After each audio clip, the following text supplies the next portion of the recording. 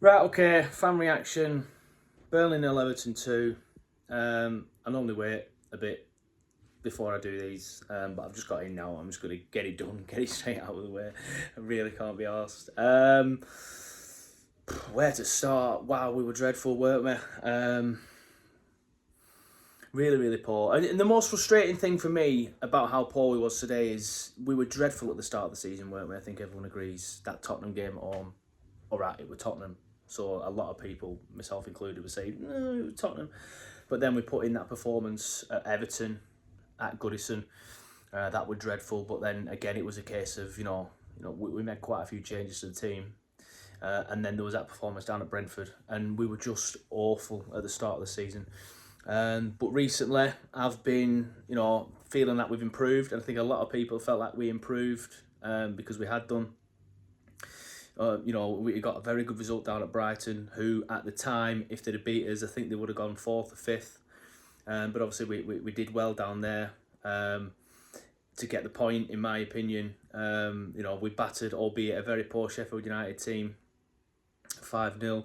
And in between, somewhat unlucky against Wolves in a way. If it wasn't for a defensive error, we probably, potentially could have got a point, but that second half was pretty dire down at Wolves. But in terms of playing out from the back and stuff like that, and decision making, I felt like we've been a lot better recently.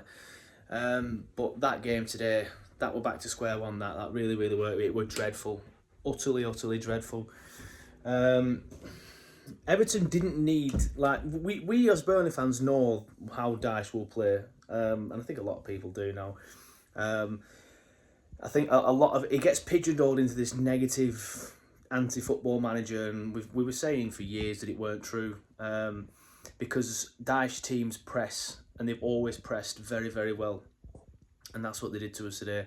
I said in the 60-second review that we beat ourselves, and I mean that. I don't mean that Everton didn't play well, because, like I said again in the 60-second review, they did their game plan, executed their game plan perfectly. It was a case of, right, first 10-15 minutes, let them have the ball, press them, and they'll play themselves into trouble. They'll give us the ball, we'll capitalise, and that's exactly what happened. Like I said, I've just got back. I've not watched the goals back. I have no intention at all of watching the goals back. But obviously the first one was from a corner. I've seen people saying on it felt at the time that Trafford just got caught underneath it. I'm not going to slag him off again. But we do need to be better as a defensive unit at corners. Him as well. But leading up to that, he made a brilliant save.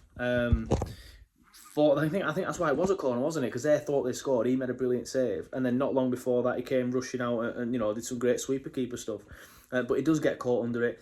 I remember people on Twitter saying somebody lost a man. I think Brownhill, maybe it was Brownhill. Like I said, I'm not intentional. I'm not going to watch it. And what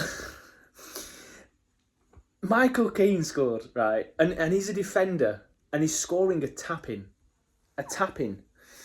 You know that you're terrible if Michael Keane is in a position to score a tap in against you. Again, I do think Trafford should do better. He just parries it straight into his path. But he weren't the problem today at all.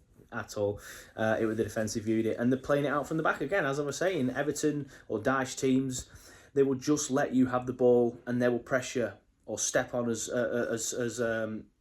Ellis called it, and that's exactly what they did. Ellis from the Toffee Blues in the pre-game show. And that's exactly what they did. They said, "You have the ball, we'll step onto you, you'll mess up, and then we'll capitalise." And that's exactly what happened.